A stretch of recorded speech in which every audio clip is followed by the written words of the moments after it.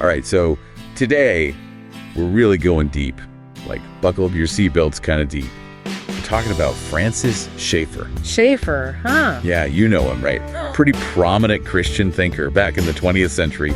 Wrote a bunch of stuff about faith and culture and how to make sense of being a Christian in a world that didn't seem to be too keen on Christianity. Yeah, I know Schaeffer. Definitely an interesting guy.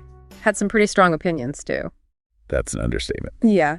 But he was really good at getting people to think, to question their assumptions. And that's what this deep dive is all about. We're looking at his approach to communicating truth in a world that often seemed pretty hostile to it. A world that had kind of lost its way, you could say. And Schaeffer wasn't afraid to point that out. Exactly. He had this idea, you probably heard it, called taking the roof off. Oh, yeah, I've heard that one. Yeah, it's a pretty powerful image, right? It's like, boom, you're exposing everything that's been hidden underneath. All the inconsistencies, the flimsy foundations, the stuff we try to ignore or explain away. It's about shining a light on those dark corners, the stuff we'd rather not look at too closely. Right, because sometimes those dark corners are in our own minds, in our own beliefs. Mm-hmm. It's like we're living in this house with a leaky roof, but we're so used to the drips and the drafts that we don't even notice them anymore. Or maybe we notice them, but we're afraid to do anything about it, afraid of what might happen if we actually fix the roof, if we let the light in. Exactly. And that's what Schaeffer was trying to do, I think. He wanted to help people see those leaks, to feel the drafts, to realize that maybe, just maybe, there's a better way to build a house. A house with a foundation that can actually withstand the storms. Okay, so let's talk about how he actually did this. Because taking the roof off sounds good in theory, but how do you do that in real life, in conversations with people who might not be too receptive to having their roof ripped off? Well, Schaeffer had this concept he called the point of tension. He believed that everyone, deep down, experiences this tension between what they believe and the reality of the world around them. Between their worldview and the world as it actually is. Right, and he saw his role as a Christian communicator as helping people to see that tension, to feel the weight of it. And then to offer a different way of seeing things, a worldview that could actually resolve that tension, that could make sense of the world in a way that their current worldview couldn't. Exactly. He believed that Christianity, with its claims about God, about sin, about redemption, offered the most complete and coherent explanation of reality. But he also knew that you couldn't just force that worldview on people. You had to meet them where they were, listen to their questions, and gently guide them towards the truth. And sometimes that meant being willing to take the roof off, to challenge their assumptions, even if it made them uncomfortable. Okay, so let's get specific. What were some of the ways Schaeffer actually did this roof raising?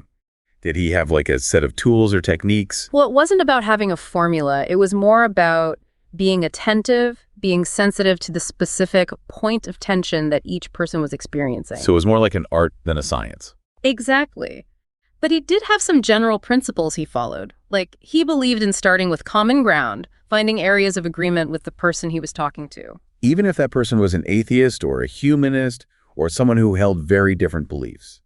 Even then, Schaeffer believed that there was always some point of connection, some shared value or concern that could serve as a starting point for dialogue. And then from that point of connection, he would gently start to probe, to ask questions that might reveal the inconsistencies or limitations of the other person's worldview.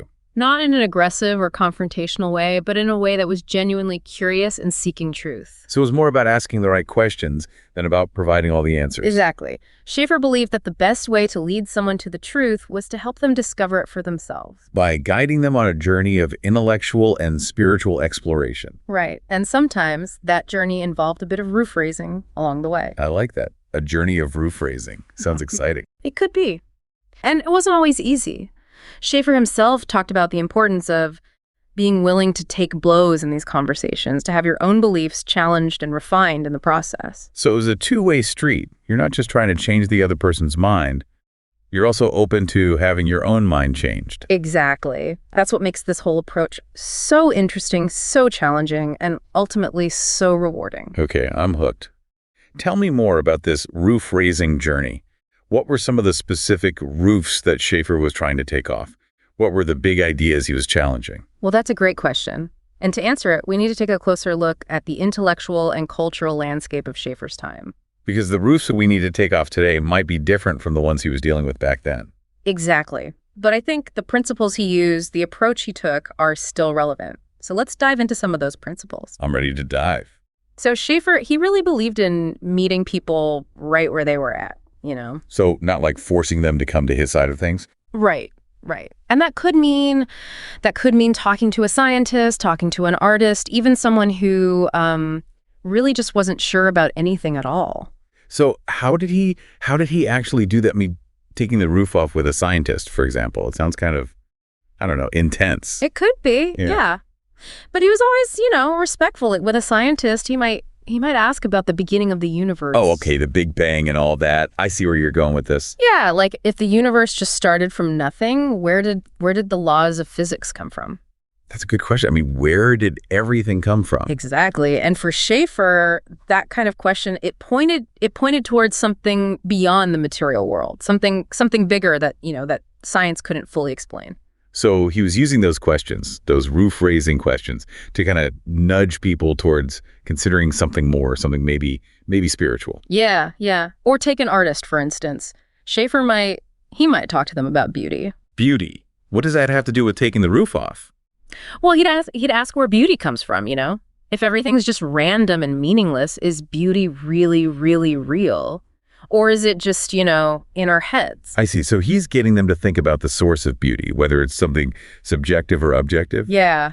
And for Schaeffer, true beauty, it had to have a source outside of ourselves. It had to come from the creator. Okay, so he's using these conversations, these deep dives into science and art to kind of chip away at the foundations of those non-Christian worldviews. Right. He wanted to show that those worldviews, they couldn't fully account for the world as we experience it. They had those leaks in the roof, so to speak. Exactly. Yeah. And by pointing out those leaks, he hoped to open people up to the possibility of a different kind of worldview. A worldview that could offer more solid answers, more lasting hope. This is fascinating.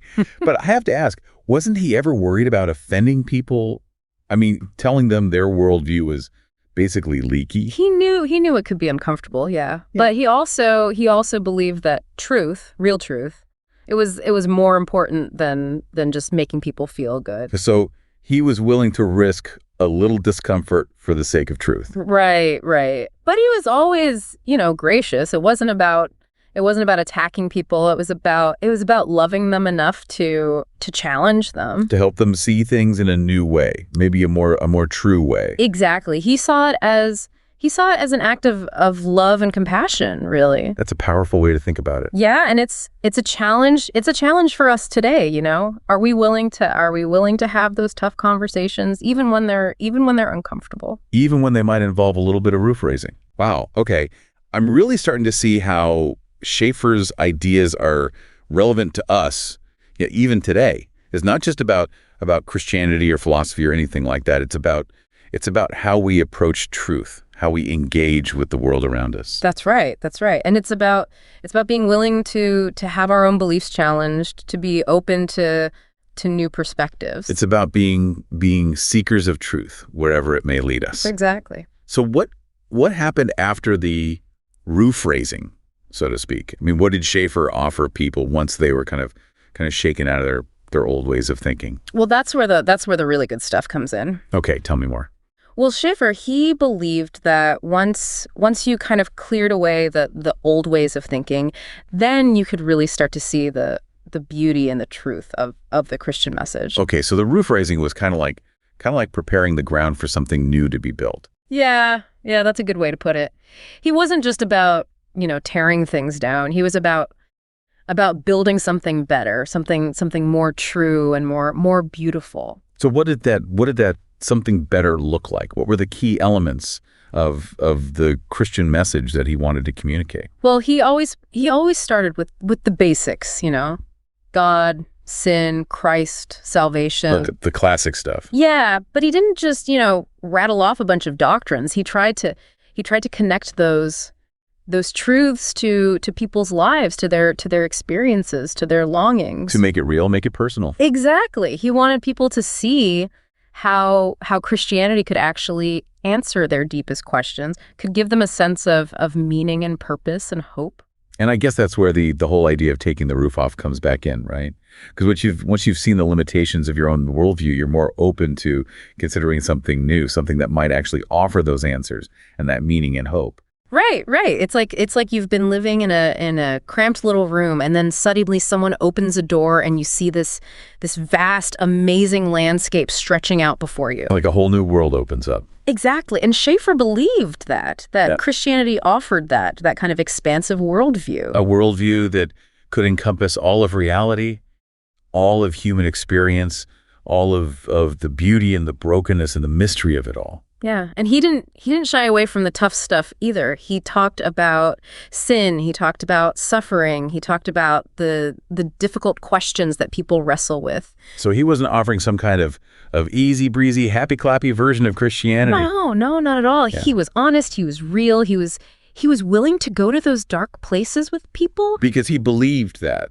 That's where the light shines brightest, right? Yeah. In the midst of the darkness. Exactly, and I think that's one of the things that makes him so relevant to us today. You know, we're living in a world that's full of darkness and confusion and pain, and we need a worldview. We need a faith that can speak to that can offer real hope and real healing. Wow. So we've gone pretty deep here. We've talked about Schaeffer's idea of taking the roof off, his approach to communicating truth, his passion for sharing the Christian message, and even his willingness to go to those dark places with people. It's been a good conversation. It really has. And I think Schaeffer's ideas, they challenge us to think differently, to engage with the world differently, to live differently. Yeah, they do. They definitely do. They challenge us to be more thoughtful, more courageous, more compassionate, and more open to truth, wherever it may lead us. And maybe even to do a little roof raising of our own. Exactly. So to all our listeners out there, thanks for joining us on this deep dive. And remember, keep seeking, keep questioning, and keep diving deep into the things that matter most.